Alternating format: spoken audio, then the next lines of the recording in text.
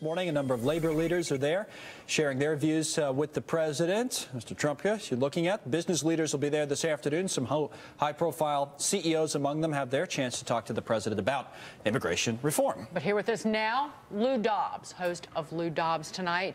Mr. Dobbs, do you think that both the right and the left can come together on this? It looked like they might be able to. Well, it looked like that in 2006. It looked like that in 2007. And, of course, a rupture over the issue of border security and the flow of immigration, chain migration, as some call it, tore the possibilities apart. We'll see what happens here.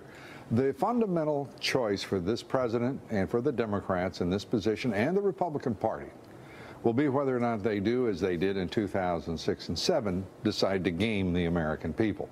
Now, I have always been for immigration reform, not what is called comprehensive immigration reform, because that's a bunch of blather. What it's about is securing the border and creating a humane, effective, rational immigration system for this country. The bipartisan Gang of Eight have got the outlines, the broad outlines of a possible solution here.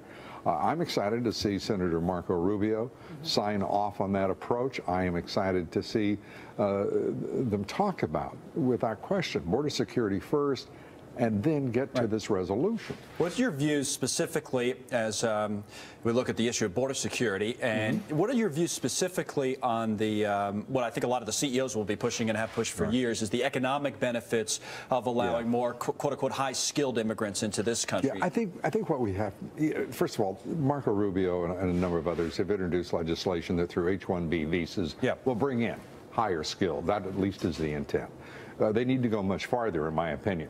Anyone with a high level of education, and I'm talking about, as they are in many instances, mathematics, engineering, science, we've got to be able to bring those people in and give them standing that we so desperately need to give them, so that they will become part of this country. Yeah, start companies. This shouldn't be complicated for anybody. But it did get complicated in the last attempt. This was the guest worker program, because they wanted to come up with a way that people can come and go legally in this country, and the unions don't like that. The unions don't want additional workers come to this country if it means jobs. And no.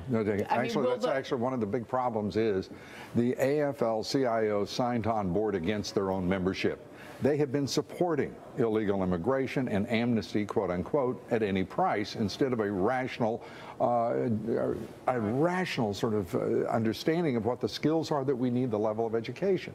Most of the illegal immigrants coming into this country are uneducated. They are low-skilled workers, and certainly we have a role for them, but it is a limited role and a limited number. So we've got to go beyond the nonsense here. There's an ideological divide. The president today will be talking with quote-unquote progressives. Those are the CEOs who are trying to get cheap labor in many instances, not just high-skilled, highly educated labor, and who have done so over the past 20 years. And the AFL-CIO, which is looking for new membership and working in exact opposition to the interest of its members. We've got to talk about this in terms of what is the national interest. The national interest is to resolve this issue for the purpose of our goals as a nation, not because of the nonsense as introduced by various senators or congressmen or this president, but to move forward. And that opportunity rests with us now. Let's see if they decide to game the American people instead. And you can rest assured that Mr. Dobbs will be talking about this very thing tonight. You can see him every weeknight, 7 p.m. Eastern Time on Fox Business.